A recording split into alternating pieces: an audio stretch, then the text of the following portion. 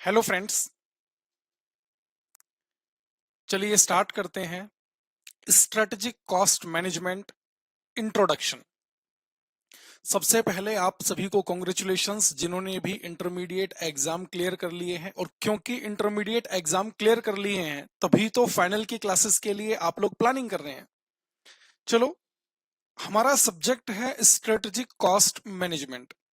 आप सभी ने इंटरमीडिएट लेवल में ग्रुप 1 में भी कॉस्ट अकाउंटिंग का सब्जेक्ट पढ़ा है, ग्रुप 2 में भी cost and management accounting and financial management का सब्जेक्ट पढ़ा है।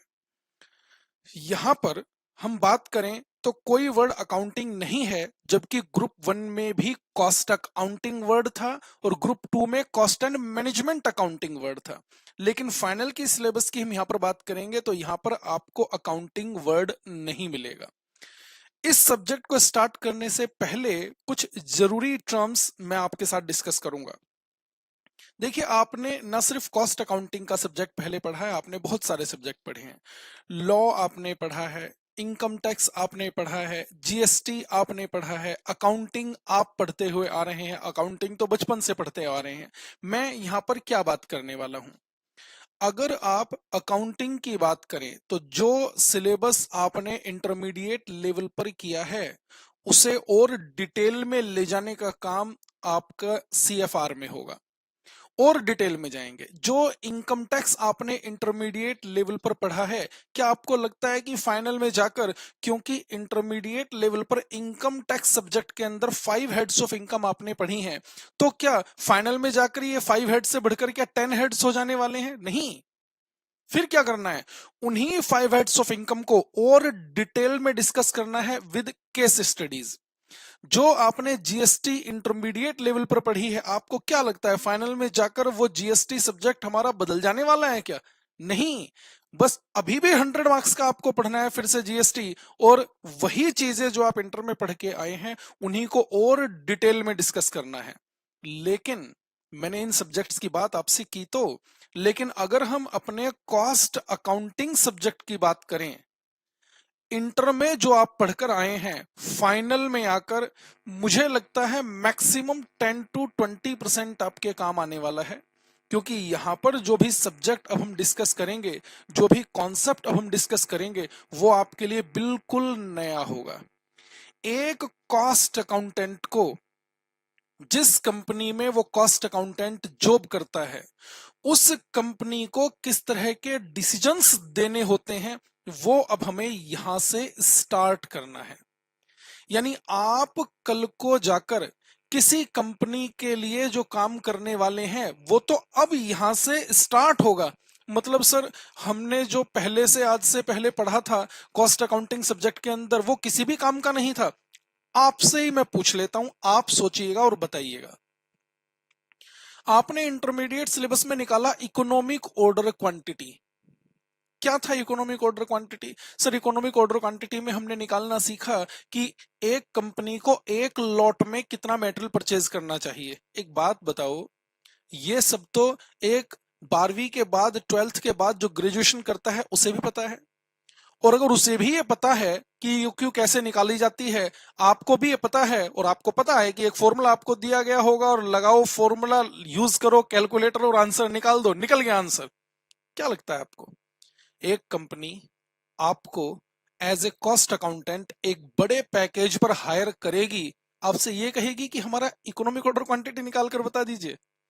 या एक कंपनी जो कि आपको लेबर चैप्टर में सिखाया गया कि हाल से प्लान लगाइए और वर्कर के वेजेस निकालिए, टेलर प्लान लगाइए, मैरिक प्लान लगाइए, और बहुत सारे प्लान आपने पढ़े, रोवन प्लान लगाइए, आपको क्या लगता है एक कंपनी आपको इतने बड़े पैकेज पर हायर करके अपने वर्कर्स, जो उसकी फैक्ट्री में वर्कर्स काम करते हैं, उनके वेजेस कंप्यूट करवाएगी आपसे? मतलब क्या लॉजिक है, आप समझो। क्या आपको अब जाकर किसी कंपनी का कॉन्ट्रैक्ट अकाउंट बनाना है या प्रोसेस अकाउंट बनाना है? इनमें से फ्यूचर में, after completing this syllabus, CMA qualify कर लेने के बाद, आपको इनमें से कोई भी काम नहीं करना है। और ना ही जब कंपनी आपको एक हायर पैकेज पर हायर करती है as a CMA, as a cost and management accountant, ना ही कंपनी इस तरह के छोटे छोटे डिसीजंस आपसे एक्सपेक्ट करती है। फिर कंपनी आपको एक हायर पैकेज पर हायर करके आपसे एक्सपेक्ट क्या करती है, आपसे किस तरह के डिसीजंस की उम्मीद रखती है, वो आपको अभी तक नहीं बताया गया है। मेनली कॉस्ट अकाउंटेंट का क्या काम है, एक मैनेजमेंट अकाउंटेंट का क्या काम है, वो अब यहां से आपके सिलेबस में डाला गया है, जो कि हम आपके साथ यहां पर डिस्कस करेंगे। ये यानी ध्यान रखिएगा, कल को जाकर ना तो आप ईओक्यू निकाल कर बताएंगे कंपनी को, ना वर्कर्स के वेजेस निकालेंगे, ना कोई ओवरहेड डिस्ट्रीब्यूशन शीट बनानी है आपने, ना कोई कॉन्ट्रैक्ट अकाउंट बनाना है, ना प्रोसेस अकाउंट बनाना है। तो सर फिर हमें करना क्या है? अभी इन शॉर्ट आपको मैं कुछ भी नहीं बता सकता हूं, बस ये ध्यान रखिएगा कि जो आप सोच नहीं सकते वो आपने करना है। आप सोचो जरा एक बात, आज की डेट में आप लोग और हम लोग ऑनलाइन शॉपिंग करते हैं। कितनी सारी साइटें हमारे पास अवेलेबल हैं ऑनलाइन शॉपिंग के लिए, कितने सारे ऐप्स हैं।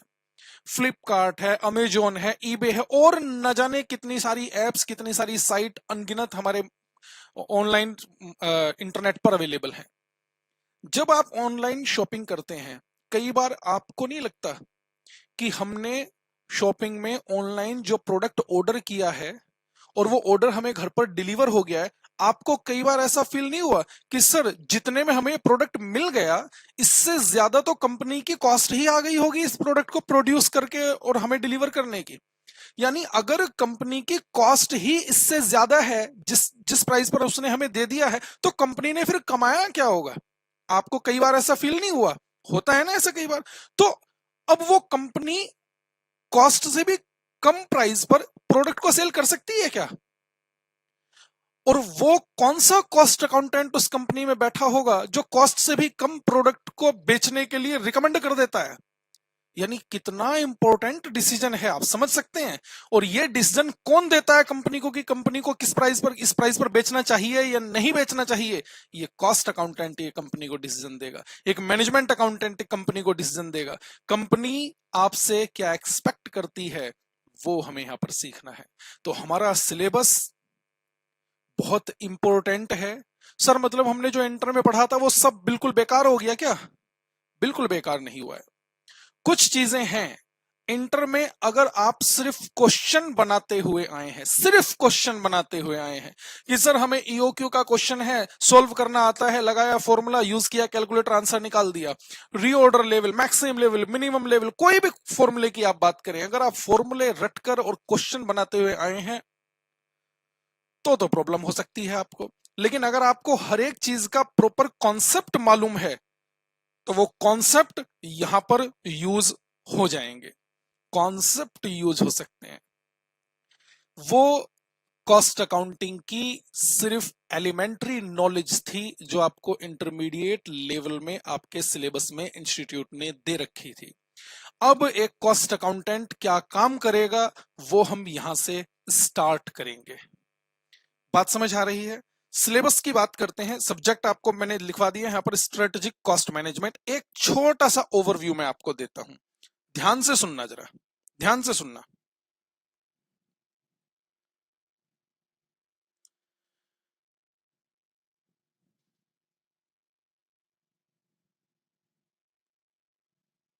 अब आप कितनी बात मेरी समझ पाते हैं ये देखते हैं, ध्यान से समझना। मान लीजिए ये है 2000 XX, कोई भी ईयर हम ले लेते हैं, कोई भी ईयर हम ले लेते हैं, ध्यान से समझना, ध्यान से। ये साल यहां से यहां पर काम यहां से स्टार्ट हुआ, वर्कर्स ने अपना काम किया, कंपनी प्रोडक्शन करती रही, मार्केट में बेचती रही, जिस तरह का भी प्रोडक्ट कंपनी बनाती आ रही है, बनाती आ रही है, बनाती आ रही है, और ये साल हो गया कंप्लीट। इस साल में कितना मटेरियल खर्च हुआ, कितनी लेबर खर्च हुई, ये सारी डिटेल आपको यहां पर दे दी जाती है। और आज आपसे कहा जाता है कि इस कंपनी का अगर ये कंपनी कॉन्ट्रैक्ट बेसिस पर काम करती है तो कॉन्ट्रैक्ट अकाउंट बनाइए। कौन सा अकाउंट बनाइए? कॉन्ट्रैक्ट अकाउंट बनाइए। अगर कंपनी प्रोडक्शन वर्क को अलग अलग प्रोसेस में डिस्ट्रीब्यूट करके काम करती है तो इन कंपनीज के लिए प्रोसेस अकाउंट बनाइए। ये सब आपने किया है। मैं आपसे क्या कहना चाह रहा हूं, आपने इंटरमीडिएट लेवल पर जो भी कॉन्ट्रैक्ट अकाउंट बनाए हैं या प्रोसेस अकाउंट बनाए हैं, कौन से पीरियड के लिए बनाए हैं? जो पीरियड ऑलरेडी बीत चुका है। ये साल खत्म हो गया है और इस साल के खत्म होने पर आज आपको इंफॉर्मेशन दी गई है और आपसे कहा गया है कि अकाउंट आप प्रिपेयर करें। ये बात समझ आ रही है? यानी जो पीरियड बीत गया है आपने उसके लिए एक कंप्यूटेशन की है, एक स्टेटमेंट बनाना आपको सिखाया गया है इंटरमीडिएट लेवल पर। ये बात ठीक है। अच्छा, ये जो स्टेटमेंट आपने बना लिए हैं ये क्या है? ये है ट्रांजैक्शंस को रिकॉर्ड करना, ये है अकाउंटिंग करना। और इसीलिए मैंने आपसे कहा कि फाइनल के सिलेबस में हमारे पास अब सिलेबस का नाम में कहीं पर भी अकाउंटिंग वर्ड नहीं है। अब हमें कोई अकाउंटिंग नहीं करनी है सर, फिर हमें क्या करना है समझो जरा। मैं दोबारा से यही लाइन यहां पर डालता हूं।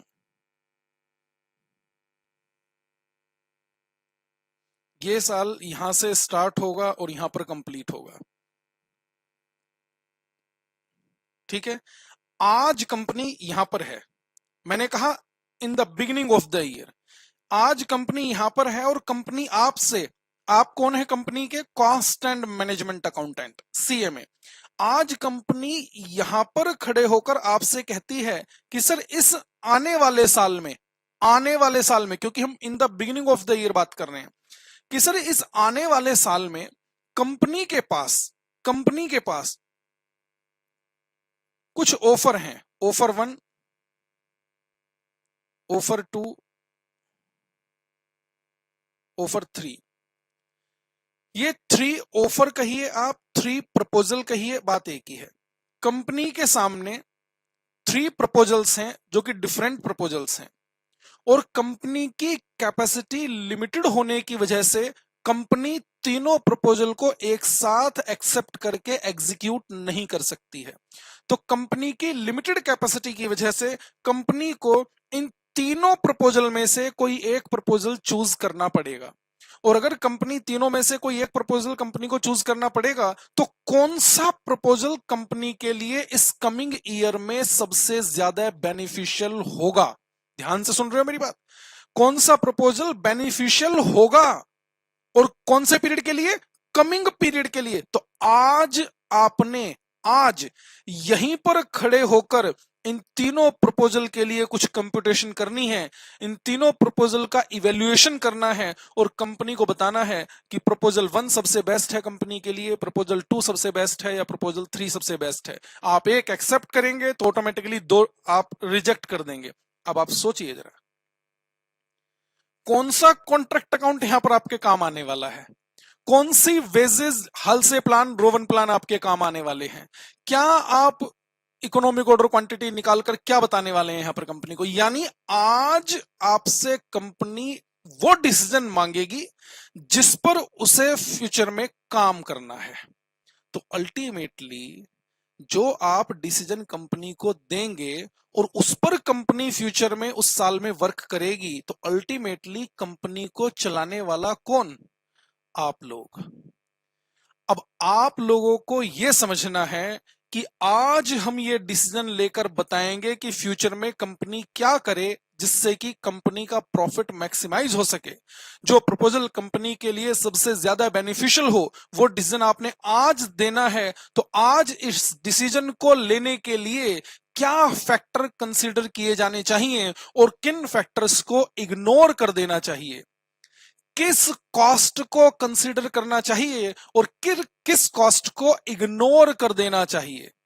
यानी कुछ कॉस्ट ऐसी भी होंगी जिन्हें हम डिसीजन देते समय कंप्लीटली इग्नोर करके चलेंगे। और आप सोचो, अभी थोड़ी देर पहले मैंने आपसे बात की कि आप ऑनलाइन शॉपिंग करते हैं। कई बार आपको ये लगता होगा कि सर कॉस्ट से भी कम प्राइस पर हमें प्रोडक्ट मिल गया, तो कंपनी के कॉस्ट अकाउंटेंट ने कुछ कॉस्ट को इग्नोर किया होगा, तभी ये पॉसिबल है कि आपको कॉस्ट से कम प्राइस पर प्रोडक्ट अवेलेबल हो पाया हो।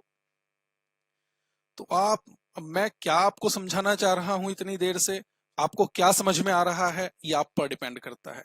अब यहाँ पर हम कोई अकाउंटिंग नहीं करने वाले हैं। जब मैं अभी सिलेबस आपके सामने लिखूंगा, जो हमारा फाइनल का सिलेबस है उसे मैं अभी हम नोट डाउन करने वाले हैं, आप समझिएगा कि कुछ वर्ड्स आपको सिर्फ ऐसे लगेंगे कि हाँ सर, इंटर में इस वर्ड का भी चैप्टर हमारे सिलेबस में था। सिर्फ कुछ टॉपिक में आपको ऐसा लगेगा, अदरवाइज सारा सिलेबस, लगभग सारा सिलेबस, यानी मोर देन 70% सिलेबस आपके लिए बिल्कुल नया होने वाला है। चलो सिलेबस डिस्कस करते हैं, आप मेरे साथ लिखिएगा। आज की क्लास में हम सिलेबस डिस्कस करेंगे, इसका ओवरव्यू लेंगे कि आखिर हमें इस सिलेबस में इंस्टीट्यूट क्या सिखाना चाहता है। देखें, SCM, इसकी फुल फॉर्म आपको पता है ना, अभी हमने लिखी हुई तो थी, ये लो मैं फिर से लिख देता हूं।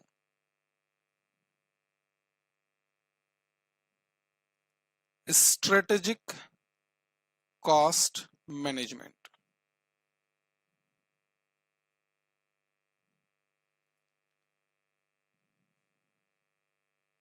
इस सिलेबस को हमने अपने समझने के लिए दो पार्ट्स में डिवाइड किया हुआ है। मैंने कहा हमने अपने समझने के लिए दो पार्ट्स में डिवाइड किया हुआ है, देखिएगा।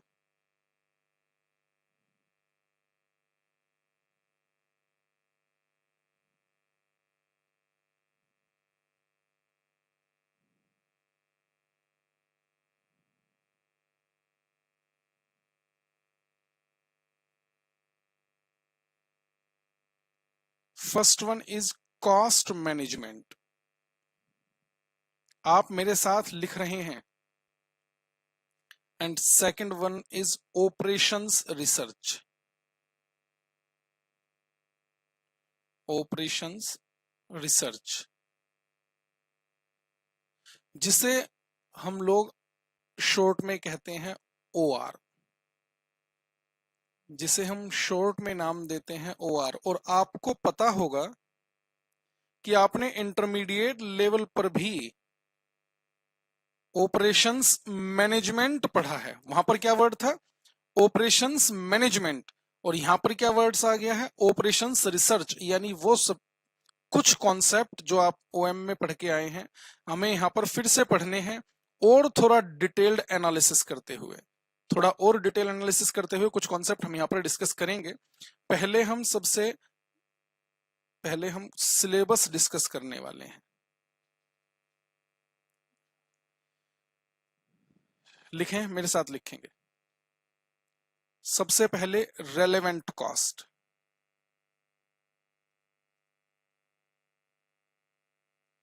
सेकंड मार्जिनल कॉस्टिंग,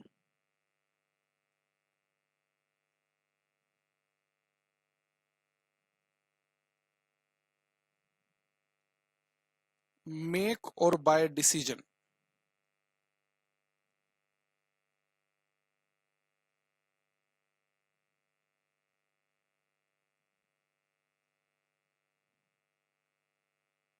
सब contracting,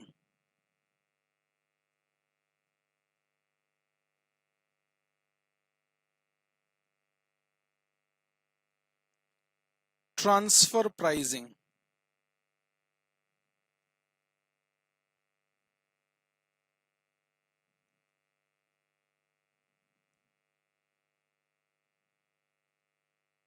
standard costing,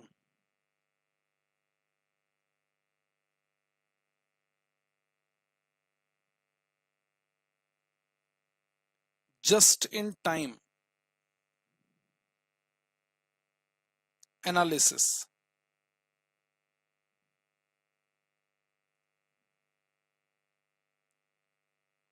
total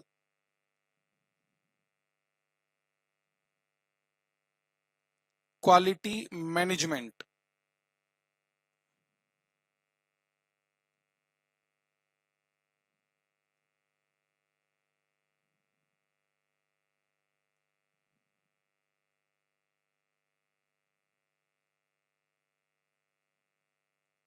activity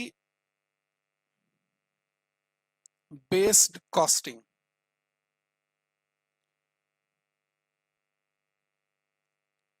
target costing,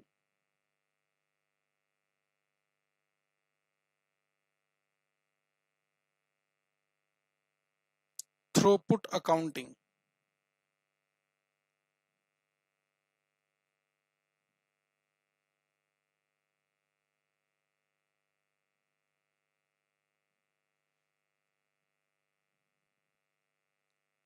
decision making.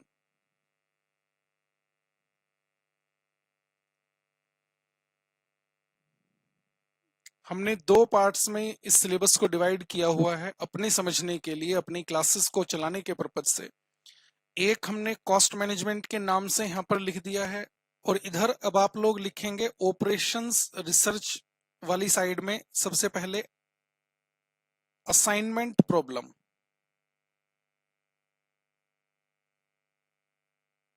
Sir ये तो हमने ओएम में पढ़ा था, मैम ने भी तो यही कहा आपसे। ट्रांसपोर्टेशन प्रॉब्लम,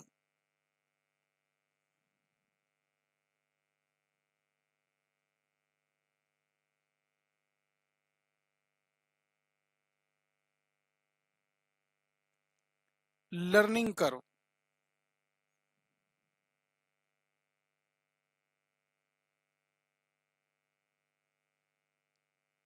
सिमुलेशन,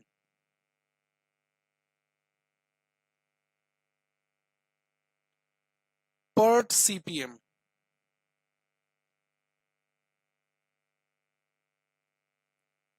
इसे नेटवर्किंग या फिर प्रोजेक्ट मैनेजमेंट से भी जाना जाता है। लीनियर प्रोग्रामिंग,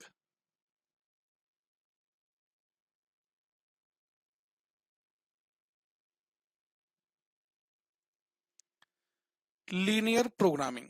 देखिए ये हमारा सिलेबस है फॉर 100 मार्क्स, और इंस्टीट्यूट ने कॉस्ट मैनेजमेंट के पार्ट को 70 मार्क्स सिलेबस में डाल रखा है, और ऑपरेशंस रिसर्च 30 मार्क्स।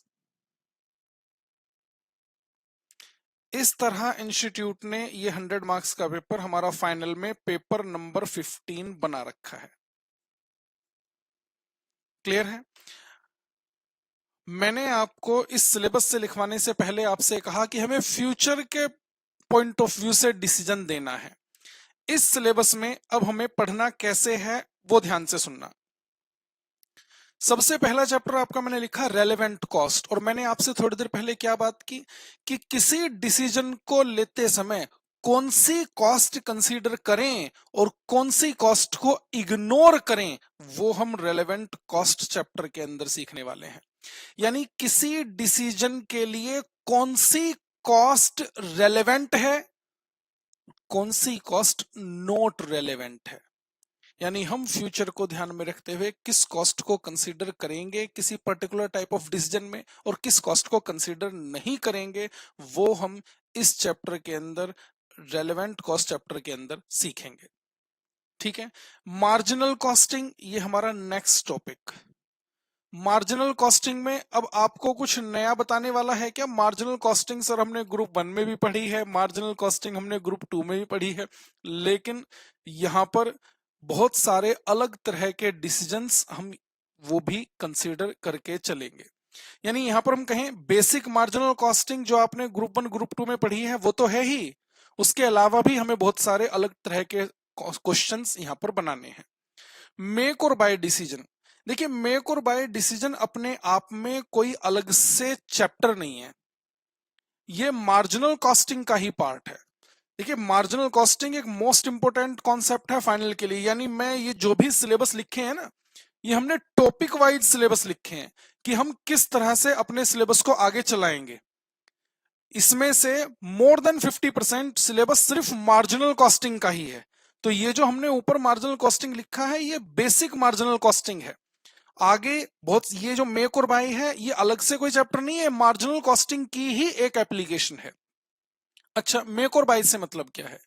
कई बार क्या होता है कि कंपनी जो प्रोडक्ट प्रोड्यूस करती है उस प्रोडक्ट में बहुत सारे कंपोनेंट यूज किए जाते हैं। कंपोनेंट बोला मैंने, कोई भी प्रोडक्ट है। अब हम एसी की अगर बात करें, एक एसी की बात करते हैं, तो एसी में कितने सारे कंपोनेंट लगते हैं, है ना। कंप्रेसर, अब एसी में एक कंप्रेसर भी यूज होता है, तो कंप्रेसर ये एक कंपोनेंट है। अच्छा, ये सारे component with in the factory पहले कंपनी प्रोड्यूस करेगी और फिर उन सभी कंपोनेंट को असेंबल करके कंप्लीट एसी बनाया जाएगा, ठीक है। अच्छा, उस एसी में फैन भी लगता है।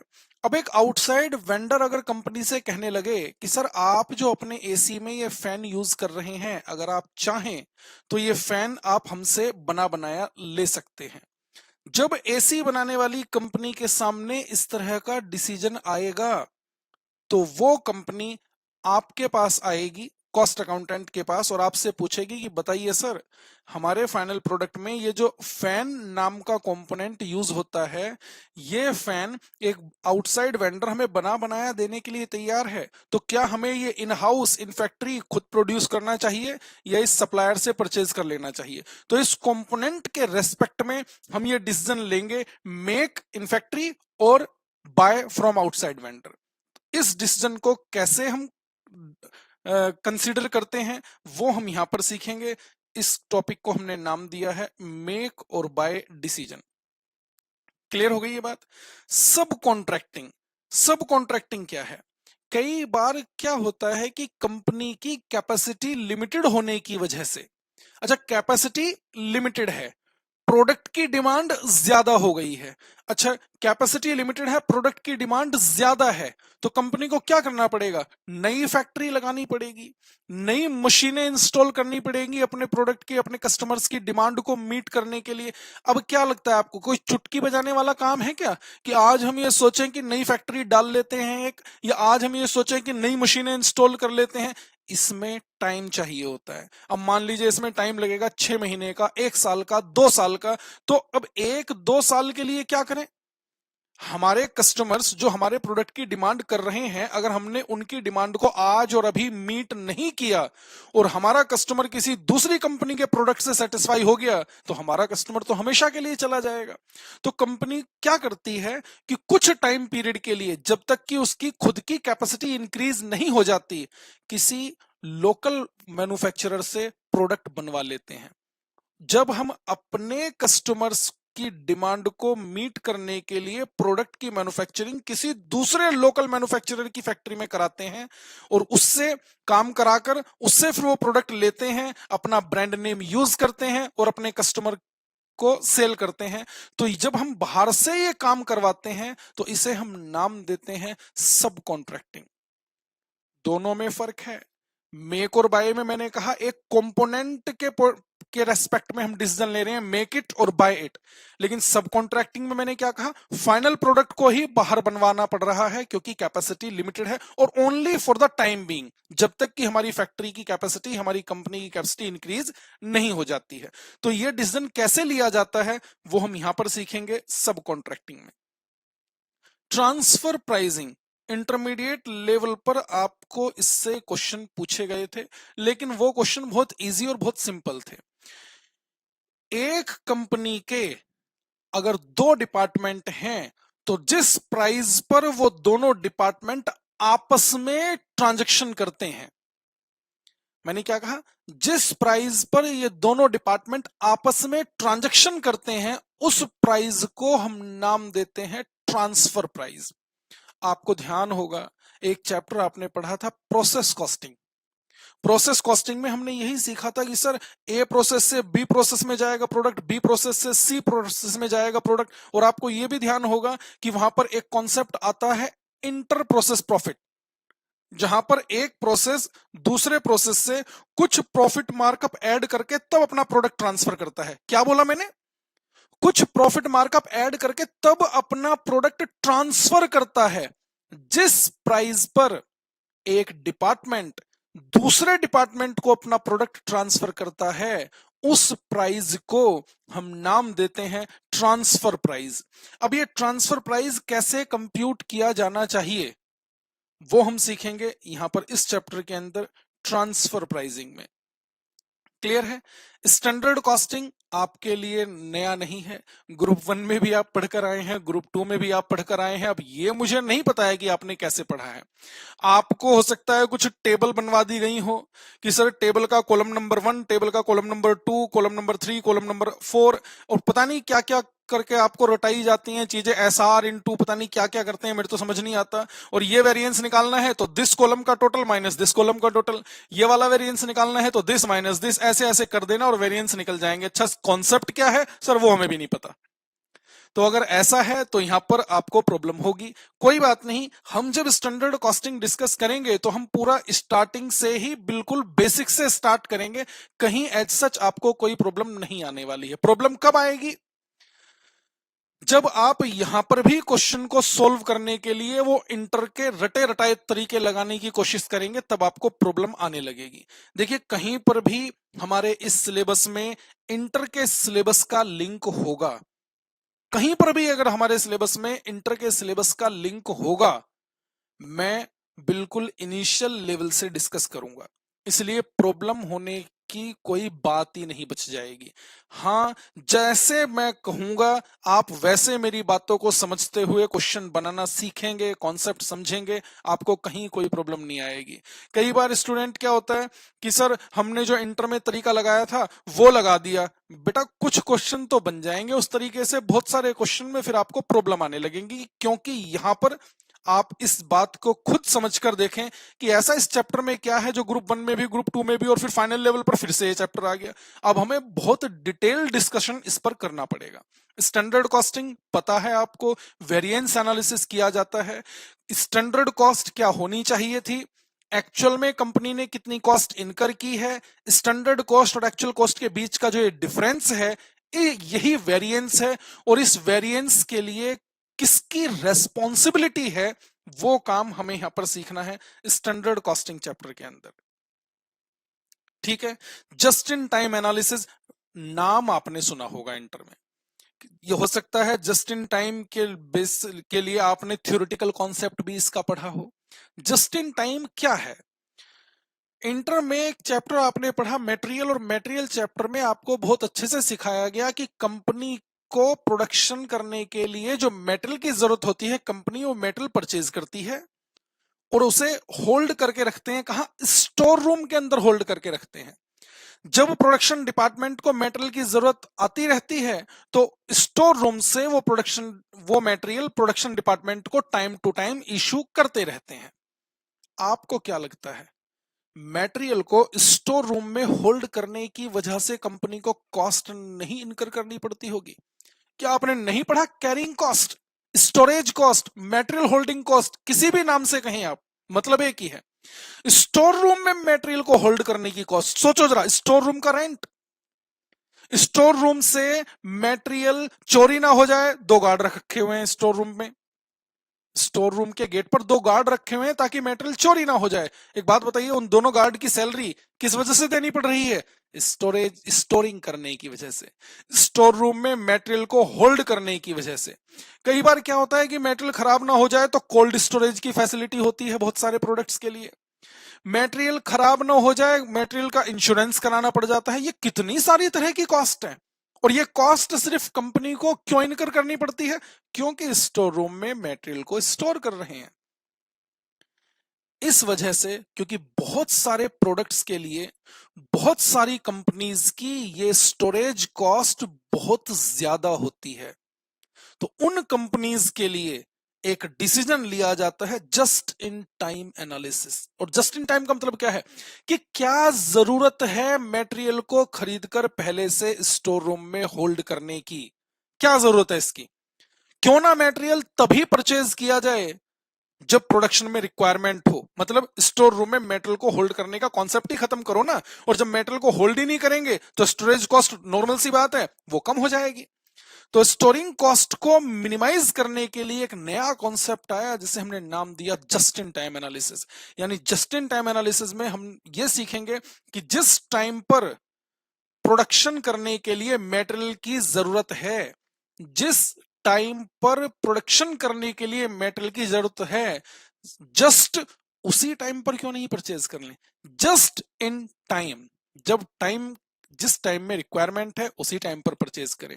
तो हमें यहां पर डिसीजन देना होगा कि क्या किसी कंपनी को just in time system implement करना चाहिए या नहीं, या जैसे पुराने तरीके से कंपनी काम करते आ रही है वैसे ही करते रहे। तो कुछ कंपैरिजन करने पड़ेंगे कि before just in time company की कॉस्ट क्या आती है और after just in time company की कॉस्ट क्या आएगी, जो कम होगी वो बेस्ट होगा।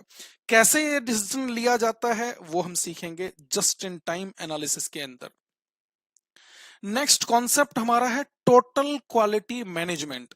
यहां पर सारे एफर्ट क्वालिटी को मैनेज करने के लिए लगाए जाते हैं, सारे एफर्ट क्वालिटी को मैनेज करने के लिए। तो इसमें किस तरह के डिसीजन होंगे कि कंपनी को क्वालिटी मैनेजमेंट प्रोग्राम इंप्लीमेंट करना चाहिए या नहीं। अब क्वालिटी मैनेजमेंट प्रोग्राम इंप्लीमेंट करने से हो सकता है कॉस्ट बहुत बढ़ जाए या हो सकता है कॉस्ट कम आ जाए। मतलब sir quality management programme implement करने में क्या करना पड़ेगा, मटेरियल का इंस्पेक्शन करें या नहीं करें, फाइनल प्रोडक्ट को मार्केट में कस्टमर को बेचने से पहले उसका इंस्पेक्शन फाइनल स्टेज पर करें या नहीं करें। अब सोचो जरा, इंस्पेक्शन करेंगे तो इंस्पेक्शन कॉस्ट आएगी, इंस्पेक्शन नहीं करेंगे तो ऐसे ही बेच दो। आपने न जाने कितने तरह के प्रोडक्ट मार्केट से परचेज करते हैं। चलो मैं बात करता हूं सिंपल सी, ये कैलकुलेटर है, ये कैलकुलेटर है। आप अगर कोई ब्रांडेड कैलकुलेटर खरीदते हैं तो आपने देखा कभी कैलकुलेटर के पीछे एक छोटा सा गोल सा स्टिकर लगा होता है, छोटा सा गोल सा स्टिकर जो ऐसे हिलाने पर रंग बिरंगा सा कलर आपको दिखाई देते हैं। वो स्टिकर आप उसे देखें तो उस पर पता है क्या लिखा होता है, उस पर लिखा होता है ओके टेस्टेड। यानी इस तरह का गोल सा स्टिकर होगा, वो छोटा सा होगा, इस तरह लाइन डली होगी, यहां पर लिखा होगा ओके टेस्टेड। इसका मतलब क्या है, यानी कंपनी ने जब ये कैलकुलेटर प्रोड्यूस किया, मार्केट में सेल करने से पहले इसका प्रॉपर इंस्पेक्शन किया गया, और जब ये उस इंस्पेक्शन में उस टेस्ट में बिल्कुल ठीक पाया गया तब मार्केट में इसे कस्टमर को बेचा गया है। तो यानी ये इंस्पेक्शन किया जाना चाहिए या नहीं किया जाना चाहिए वो हम सीखेंगे, कंपैरिजन करेंगे यानी कॉस्ट का, कि company quality management programme implement करे या नहीं करे। तो उसमें इंस्पेक्शन तो सिर्फ एक कैटेगरी है, बहुत सारी चीजें वहां पर हमें कंसिडर करनी पड़ती हैं। कैसे करते हैं, कैसे कंपैरिजन होगा, यहां पर सीखेंगे। आपने ग्रुप 1 इंटरमीडिएट लेवल पर एक चैप्टर किया ओवरहेड्स, ध्यान आ रहा है आपको? ओवरहेड्स में पहले आपको बताया गया डिपार्टमेंटलाइजेशन ऑफ ओवरहेड्स, वर्ड आ रहे हैं याद कुछ, एलोकेशन ऑफ ओवरहेड्स, एलोकेशन, फिर अपोर्शनमेंट ऑफ ओवरहेड्स, यानी पहले ओवरहेड्स को अलग अलग डिपार्टमेंट में कैटेगराइज कर लीजिए, फिर डिपार्टमेंट्स के लिए एक रिकवरी रेट निकालिए, फिर उसे आपने नाम दिया एब्जॉर्प्शन ऑफ ओवरहेड्स। एक रिकवरी रेट निकालकर उसे उस रिकवरी रेट की हेल्प से प्रोडक्ट की कॉस्ट में ओवरहेड का अमाउंट ऐड कीजिए। रिकवरी रेट नहीं पढ़े थे क्या, as a percentage of material cost, as a percentage of labour cost, as a percentage of prime cost, labour hour rate, machine hour rate, per unit basis, कितने सारे तरह के recovery rate आपने पढ़े, पढ़े हैं कि नहीं पढ़े हैं? सोचकर बताओ जरा।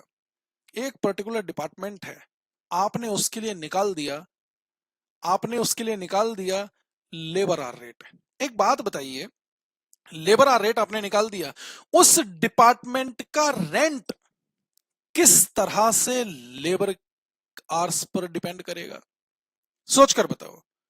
उस डिपार्टमेंट की स्टोरेज कॉस्ट किस तरह से लेबर आवर्स से लिंक करोगे, इंस्पेक्शन कॉस्ट किस तरह से लेबर आवर्स से लिंक करोगे, ऑर्डरिंग कॉस्ट किस तरह से लेबर आवर्स से लिंक करोगे। लेकिन वहां हमें इतना सोचने की जरूरत ही नहीं पड़ी। हमने कहा ठीक है, एक सिंगल बेसिस पर एक ब्लैंकेट रेट निकाल दीजिए। जब सारे ओवरहेड्स को एक ही बेसिस पर एब्जॉर्ब कर देते हैं तो उसे हम नाम दे देते हैं ब्लैंकेट रेट, सिंगल रेट। लेकिन क्या किसी पर्टिकुलर डिपार्टमेंट के सारे ओवरहेड्स या किसी पर्टिकुलर कंपनी के सारे ओवरहेड्स किसी एक ही बेसिस पर एब्जॉर्ब किया जाना ठीक होगा? इसके लिए एक नया कॉन्सेप्ट, कि कोई भी ओवरहेड्स का अमाउंट है, पहले उसे एक्टिविटी में कैटेगराइज कीजिए कि कौन से ओवरहेड का अमाउंट किस एक्टिविटी से रिलेटेड है। हर एक्टिविटी के लिए एक अलग से रेट निकालिए, उस रेट को नाम दिया गया कॉस्ट ड्राइवर रेट, और हर एक्टिविटी के लिए अलग से कॉस्ट ड्राइवर रेट निकालकर तब प्रोडक्ट की कॉस्ट में ओवरहेड का अमाउंट ऐड किया जाना चाहिए। तो हम कैसे एक्टिविटी के बेसिस पर कॉस्टिंग करेंगे? आपने वर्ड सुने मेरे, कैसे एक्टिविटी के बेसिस पर कॉस्टिंग करेंगे, यहां पर सीखेंगे। और इसीलिए इस टॉपिक का नाम होगा एक्टिविटी बेस्ड कॉस्टिंग। यानी इस चैप्टर में बिल्कुल ओवरहेड जैसा चैप्टर ही है ये। जैसे ओवरहेड चैप्टर में हम ओवरहेड्स को प्रोडक्ट की कॉस्ट में एब्जॉर्ब करने की बात करते थे कि कितना अमाउंट किस प्रोडक्ट की कॉस्ट में ऐड किया जाना चाहिए, एक्टिविटी बेस्ड कॉस्टिंग में भी हम ओवरहेड के अमाउंट को प्रोडक्ट की कॉस्ट में ऐड करने की बात करेंगे। टारगेट कॉस्टिंग, टारगेट कॉस्टिंग, एक बात बताइए, आप हमारा ये सिलेबस परचेज करने वाले हैं या नहीं करने वाले हैं, एज द केस में भी बताओ जरा। आप अगर हमारा ये सिलेबस परचेज करने वाले हैं तो इसका जो प्राइस आप लोगों के लिए हमने तय किया है, क्या लगता है आपको? कॉस्ट कंसीडर करके किया होगा? आप सोचकर बताइए, क्या लगता है, कॉस्ट को कंसीडर करके किया है? नहीं, गलत समझ रहे हैं आप अगर कॉस्ट समझते हैं तो। सर फिर कैसे तय करते हैं? हम देखते हैं कॉम्पिटिटर्स का प्राइस क्या है, इसी सिलेबस के मार्केट में जो अदर फैकल्टीज प्राइस चार्ज कर रहे हैं वो क्या करते हैं, कंपटीशन को मीट करते हुए हम अपना प्राइस फिक्स करते हैं। सोचो जरा, अगर कॉस्ट को ही कंसीडर करके करने लगे तो एक एप्पल कंपनी, वो मोबाइल फोन मार्केट में सेल करती है, एप्पल के मोबाइल फोन देखें आपने, फिर सैमसंग कंपनी, फिर माइक्रोमैक्स कंपनी, कितने सारे ब्रांड हैं जो मार्केट में अपना मोबाइल फोन लेकर आए हुए हैं। आप एक बात बताओ, सेम फीचर्स एप्पल के प्रोडक्ट में, सेम फीचर्स एप्पल के प्रोडक्ट में मोबाइल फोन कितने का? सर 1.5 लाख का। वही सेम फीचर्स सैमसंग के प्रोडक्ट में, सैमसंग के मोबाइल फोन में, सर मोबाइल फोन कितने का? 70 से 80 हजार रुपए का, हालांकि इतना भी नहीं होगा। वही सेम फीचर्स माइक्रोमैक्स फोन में मिल जाए, उसका प्राइस कितना? 10 से 15 हजार रुपए है। ऐसा क्या है? ऐसी एप्पल की क्या कॉस्ट है जो सैमसंग और माइक्रोमैक्स की नहीं है? और अगर कॉस्ट लगभग सेम है तो प्राइस इतना वेरी क्यों कर रहा है? आप बात को समझें, एक ब्रांड नेम और दूसरा कंपटीशन को मीट करना।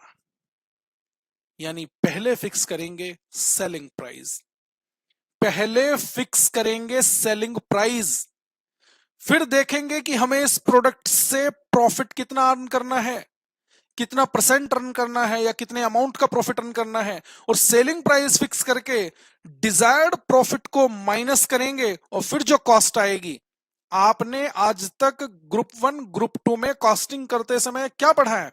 सर पहले कॉस्ट कंप्यूट करेंगे, फिर प्रॉफिट ऐड करेंगे, तब सेलिंग प्राइस आएगा। और मैं यहां पर क्या कह रहा हूं? मैं कह रहा हूं इसे उल्टा कर दीजिए, सबसे पहले सेलिंग प्राइस फिक्स कीजिए, कितना रखना है कंपटीशन को ध्यान में रखते हुए। उसके बाद उस सेलिंग प्राइस में आप कितना प्रॉफिट अर्न करना चाहते हैं वो प्रॉफिट माइनस कीजिए, और सेलिंग प्राइस में से प्रॉफिट माइनस करोगे तो क्या बचेगी? कॉस्ट। अब कंपनी का ऑब्जेक्टिव होगा कि इस कॉस्ट के अंदर ये प्रोडक्ट बनना चाहिए, इस कॉस्ट के अंदर ये प्रोडक्ट बनना चाहिए। यानी कंपनी का अब ये टारगेट होगा कि इस कॉस्ट में प्रोडक्ट को प्रोड्यूस किया जाए। इस कॉस्ट को हम नाम देंगे टारगेट कॉस्ट। यानी कंपनी का टारगेट इस कॉस्ट को अचीव करने का है। कैसे निकाली जाती है ये टारगेट कॉस्ट, या कैसे हम किसी प्रोडक्ट की कॉस्ट को टारगेट कॉस्ट के नजदीक लेकर जाएंगे, हम ये टारगेट कॉस्ट कैसे अचीव कर पाएंगे, सीखेंगे हम इसे यहां पर टारगेट कॉस्टिंग में। आपको नहीं लग रहा कि सर ये इतना सारा सिलेबस आपने बता दिया, इंटर में तो हमने सिर्फ मार्जिनल कॉस्टिंग का नाम सुन रखा है, स्टैंडर्ड कॉस्टिंग का नाम सुन रखा है, और तो सब कुछ ही नया चल रहा है। मैंने तो आपसे स्टार्टिंग में ही कहा था। आगे देखिए, थ्रोपुट अकाउंटिंग। थ्रोपुट अकाउंटिंग क्या है? देखिए बहुत सारी कंपनीज में लेबर कॉस्ट भी फिक्स्ड होती है, आपको पता है। आज की डेट में फैक्ट्री में काम करने वाला वर्कर पर मंथ लेता है, पर मंथ। और जब लेबर कॉस्ट फिक्स्ड हो जाए तब उस कंपनी को अपनी अकाउंटिंग करनी पड़ेगी, अपनी कॉस्टिंग करनी पड़ेगी। किस कॉन्सेप्ट के थ्रू? थ्रूपुट अकाउंटिंग के थ्रू। यानी इस कॉन्सेप्ट के अंदर हम लेबर को भी फिक्स्ड लेकर चलेंगे। सर मतलब एक और नई तरह की अकाउंटिंग, लेबर को फिक्स्ड मान लिया जाएगा? ऐसा नहीं है। मैंने क्या कहा? जिस कंपनी में लेबर फिक्स्ड है उस कंपनी के लिए थ्रूपुट अकाउंटिंग अप्लाई की जाएगी। कैसे की जाएगी सीखेंगे इस चैप्टर में। और लास्ट में मैंने लिखा है डिसीजन मेकिंग। अगर इस डिसीजन मेकिंग को मैं यहां पर मिसलेनियस कॉन्सेप्ट भी कह दूं तो भी गलत नहीं होगा। Miscellaneous concepts. अच्छा, कई बार क्या होता है, स्टूडेंट हमारा ये बुक देखता है, ये हमारा सिलेबस देखता है और उसमें कहता है सर इसमें आपने लाइफ साइकिल कॉस्टिंग नहीं लिया, इसमें और बहुत सारे कॉन्सेप्ट की बात करते हैं। देखिए वो लाइफ साइकिल कॉस्टिंग हुआ या और भी बहुत सारे प्राइसिंग कॉन्सेप्ट हुआ कि प्राइसिंग पॉलिसी हुई, अलग से हमने उसे टॉपिक नहीं बनाया है।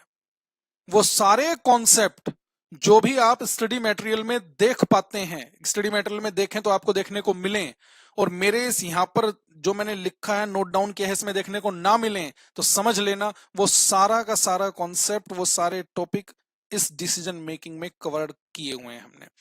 सिलेबस में कुछ भी नहीं छूटा हुआ है, पूरा 100% हम सिलेबस कवर करके चलेंगे। जो भी छोटे छोटे छोटे छोटे कॉन्सेप्ट हैं वो कवर होंगे यहाँ पर डिसीजन मेकिंग में। और इसमें बताने जैसा क्या है, डिसीजन कैसे लिए जाते हैं, इसलिए हमने उसे डिसीजन मेकिंग का नाम दे रखा है। ये बात क्लियर हो गई। ये हमारा कॉस्ट मैनेजमेंट का सिलेबस। ऑपरेशंस रिसर्च, अब इसमें आपके लिए क्या बताने वाला है, आपने कुछ टॉपिक पहले भी पढ़ रखे हैं, बस और डिटेल्ड एनालिसिस हमें यहां पर करना सीखना है। असाइनमेंट, आपके पास 4 वर्कर्स हैं, आपके पास 4 जॉब्स हैं, कौन सी जॉब किस वर्कर से कराई जाए जिससे कि कंपनी की कॉस्ट मिनिमाइज हो सके, कौन सी जॉब किस वर्कर को असाइंड की जाए, असाइंड, जिससे कंपनी की कॉस्ट मिनिमाइज हो सके, या ऐसे कहें जिससे कंपनी का प्रॉफिट मैक्सिमाइज हो सके। तो हमें यहां पर वो असाइनमेंट करना है। पर्टिकुलर जॉब का पर्टिकुलर वर्कर को असाइनमेंट करना है कि कौन सी जॉब किस वर्कर से कराएं। कैसे असाइनमेंट किया जाता है यहां पर सीखेंगे। ठीक है। अच्छा, ट्रांसपोर्टेशन प्रॉब्लम। एक कंपनी है, डिफरेंट डिफरेंट लोकेशंस पर उसने 3 फैक्ट्री लगा रखी हैं, अलग अलग लोकेशन पर उसने 5 सेलिंग शोरूम खोले हुए हैं जहां पर प्रोडक्ट को बेचा जाता है। अच्छा, बनता कहां है? फैक्ट्री में। बेचा कहां जाता है? शोरूम में। किस फैक्ट्री से प्रोडक्ट को बनाकर किस शोरूम में ट्रांसपोर्ट किया जाए? मैंने क्या कहा? किस शोरूम में ट्रांसपोर्ट किया जाए जिससे कि ये ट्रांसपोर्टेशन कॉस्ट मिनिमाइज हो सके। अब आप समझो ये तो डिस्टेंस पर डिपेंड करेगा। जब ये कॉन्सेप्ट बनाया गया था तो ट्रांसपोर्टेशन कॉस्ट को ध्यान में रखते हुए बनाया गया था, लेकिन बाद में एनालिसिस किया गया कि ये तो बहुत सारी जगह यूज हो सकता है। पोर्टफोलियो बनाते समय भी ट्रांसपोर्टेशन प्रॉब्लम का यूज हो सकता है कि कब किस साल में कितना अमाउंट किस इन्वेस्टमेंट में इन्वेस्ट किया जाए। चलो वो बाद की बातें हैं, बाद में समझेंगे उन्हें। ट्रांसपोर्टेशन प्रॉब्लम यानी किस फैक्ट्री से किस सेलिंग आउटलेट को प्रोडक्ट ट्रांसपोर्ट करें, कितना करें जिससे कि कंपनी की ट्रांसपोर्टेशन कॉस्ट मिनिमाइज हो, या ऐसे कहें जिससे कि कंपनी का प्रॉफिट मैक्सिमाइज हो। Learning curve. लर्निंग कर्व का कॉन्सेप्ट कहता है कि जब एक वर्कर मैनुअली मैनुअली ये ध्यान रखना, जब एक वर्कर मैनुअली फैक्ट्री में मैन्युफैक्चरिंग करता है तो सबसे पहली बार में वो यूनिट बनाने में जो टाइम लेता है उससे नेक्स्ट यूनिट बनाने में, बिल्कुल वैसे ही यूनिट बनाने में टाइम कम लेता है।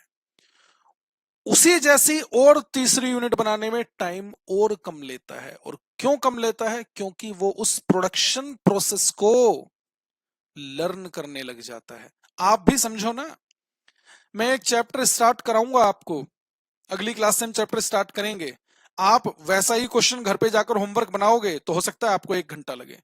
सेम उसी के जैसा दूसरा क्वेश्चन बनाओगे तो अब 1 घंटा नहीं लगेगा। क्यों? क्योंकि आपको तरीका पता चल जाएगा। वही कॉन्सेप्ट हम यहां पर लर्निंग कर्व के इफेक्ट में लेते हैं। यानी जब सेम टाइप की मैन्युफैक्चरिंग एक वर्कर बार बार बार बार बार बार करेगा तो धीरे धीरे वो उस प्रोसेस को लर्न करने लगेगा और हर नेक्स्ट यूनिट को बनाने में प्रीवियस यूनिट के कंपैरिजन में टाइम कम कंज्यूम करेगा। अब कितना टाइम कंज्यूम करेगा, कितना नहीं करेगा, कैसे कंप्यूटेशन होगी, इस चैप्टर में सीखेंगे लर्निंग कर्व में। सिमुलेशन। सिमुलेशन क्या है? सिमुलेशन पास्ट डेटा को ध्यान में रखते हुए फ्यूचर को एस्टिमेट करना है। यानी हम पास्ट एक्सपीरियंस को ध्यान में रखेंगे, पास्ट डेटा को लेंगे, पास्ट डेटा से प्रोबेबिलिटी कंप्यूट करेंगे, फ्यूचर को एस्टिमेट करेंगे उस पास्ट डेटा के बेसिस पर। यह एस्टिमेशन कैसे किया जाता है? इस एस्टिमेशन करने को नाम देते हैं सिमुलेशन करना। ये सिमुलेशन कैसे करते हैं यहां पर सीखेंगे। PERT CPM networking. पर्ट की फुल फॉर्म आपको पता होनी चाहिए इस लेवल पर। पर्ट की फुल फॉर्म क्या है? Program evaluation review technique. CPM critical path method. इसमें प्रोजेक्ट कैसे बनता है, प्रोजेक्ट की कॉस्ट कैसे कंप्यूट होती है, प्रोजेक्ट की ड्यूरेशन को कैसे कम किया जा सकता है, क्रैशिंग का कॉन्सेप्ट, बहुत सारे कॉन्सेप्ट हैं जो हम यहां पर इस चैप्टर के अंदर पढ़ेंगे। कोई भी प्रोजेक्ट हो सकता है, जैसे इंटर लेवल पर आपने कॉन्ट्रैक्ट कॉस्टिंग किया था। कॉन्ट्रैक्ट कॉस्टिंग, वहां पर तो कॉन्ट्रैक्ट अकाउंट बनाने की बात की थी, यहां पर कॉन्ट्रैक्ट अकाउंट की बात नहीं होगी। लेकिन कोई लॉन्ग टर्म कॉन्ट्रैक्ट है या किसी भी तरह का कॉन्ट्रैक्ट है, उसे एक नेटवर्क के थ्रू प्रेजेंट करना, उसे एक डायग्राम के थ्रू प्रेजेंट करना नेटवर्क बनाना कहलाता है। और उस नेटवर्क से रिलेटेड बहुत सारे कॉन्सेप्ट हैं कि इस प्रोजेक्ट की ड्यूरेशन को कम किया जाए तो कॉस्ट बढ़ेगी।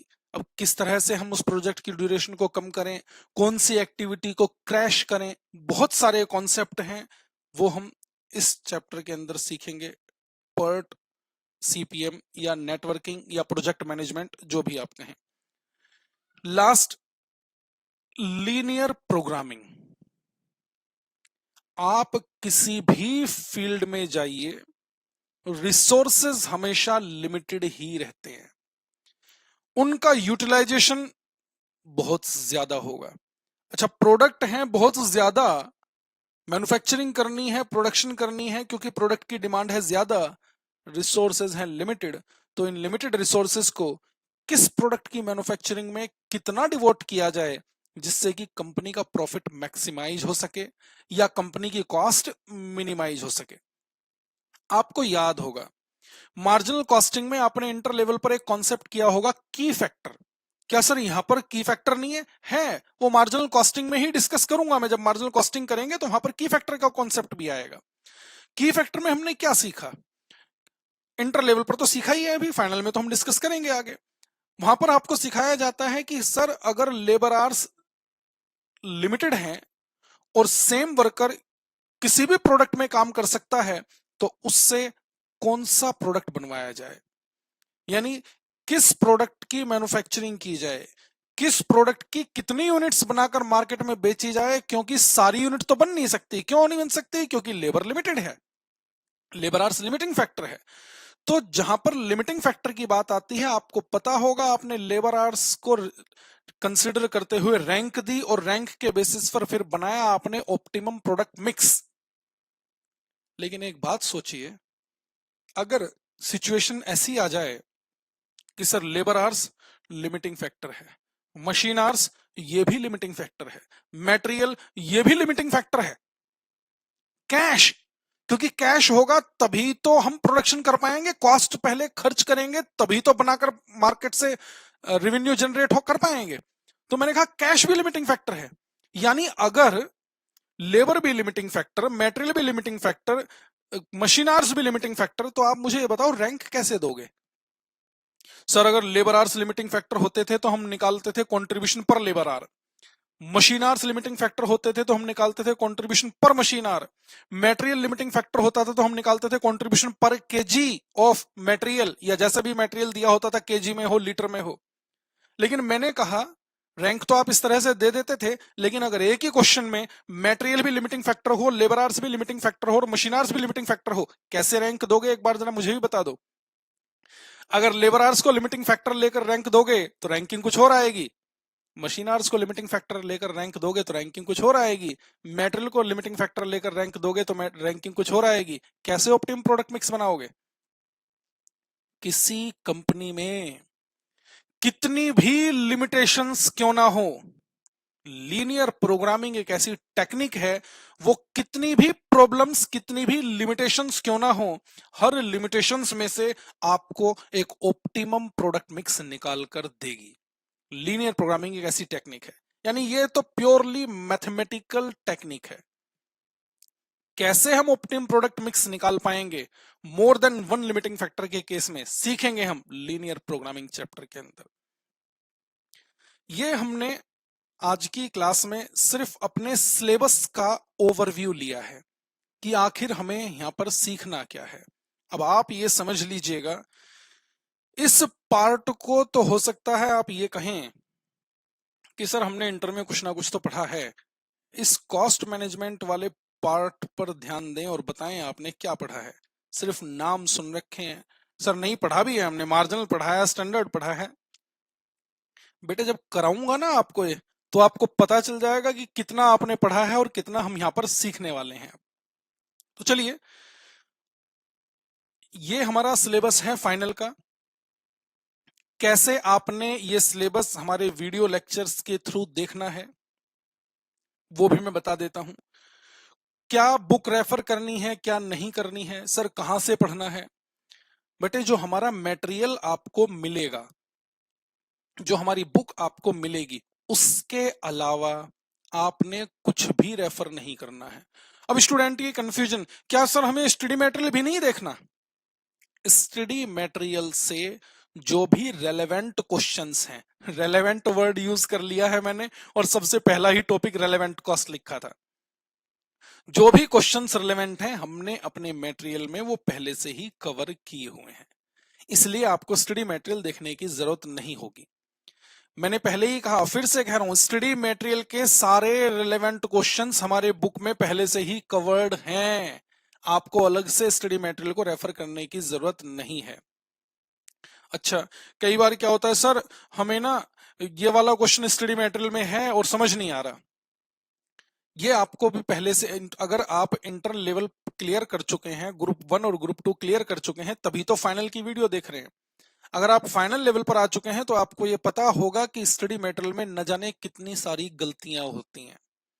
उस स्टडी मटेरियल पर पहले से काम करके, बहुत टाइम लगाकर, जो क्वेश्चन गलत हैं उन्हें ठीक करके हमने अपनी बुक में डाल रखा है। जो क्वेश्चन गलत हैं और ठीक हो ही नहीं सकते वो हमने हटा दिए।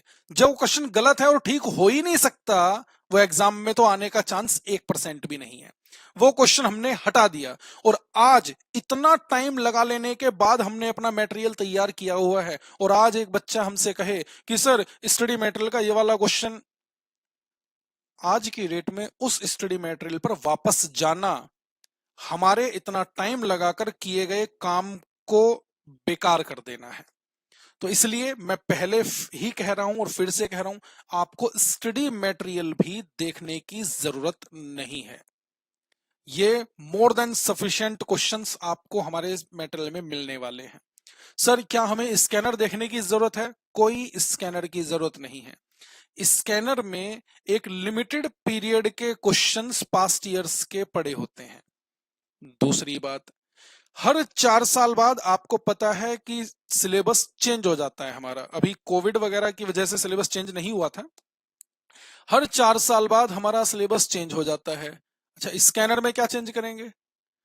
स्कैनर में आज से 8 साल पुराना क्वेश्चन आपको ऐसे ही मिल जाएगा लिखा हुआ, चाहे वो आज की डेट में हमारे सिलेबस में हो या ना हो। तो इस बात को समझें, स्कैनर की आपको कोई जरूरत नहीं है। जो भी हमारे सिलेबस को ध्यान में रखते हुए एग्जाम में पास्ट ईयर्स में क्वेश्चन पूछे गए हैं, वो सारे हमने अपने मेटेरियल में कवर किए हुए हैं।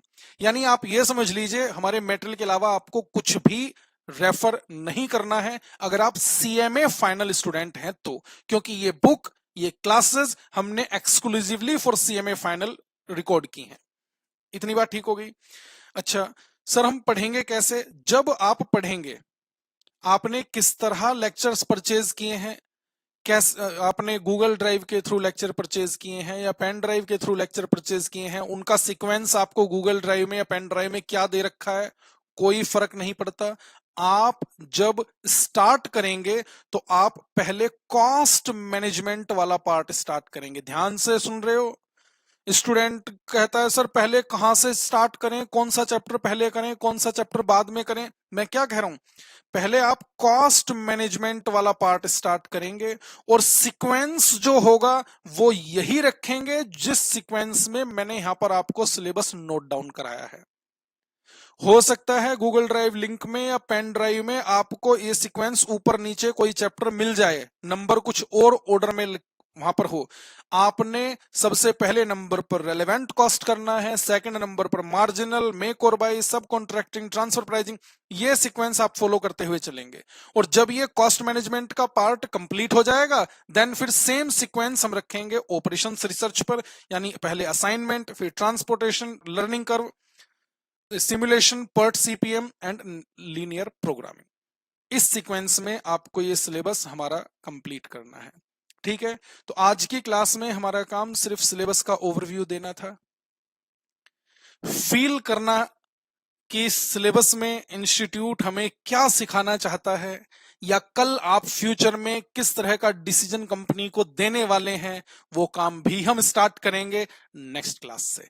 और नेक्स्ट क्लास आप जहां से स्टार्ट करोगे वो मैंने आपको बता दिया, रेलेवेंट कॉस्ट से स्टार्ट करना, क्योंकि यहां से ही मैंने ये सिलेबस स्टार्ट किया है इंटर का लिंक करते हुए, तब हम फाइनल के सिलेबस पर पहुंचे हैं। तो चलिए आज की क्लास में यहीं तक रखते हैं, मिलते हैं नेक्स्ट क्लास में रेलेवेंट कॉस्ट एक नए टॉपिक के साथ जो आपके लिए बिल्कुल नया होगा। आज यहीं तक रखेंगे, नेक्स्ट क्लास में मिलेंगे। Thank you very much.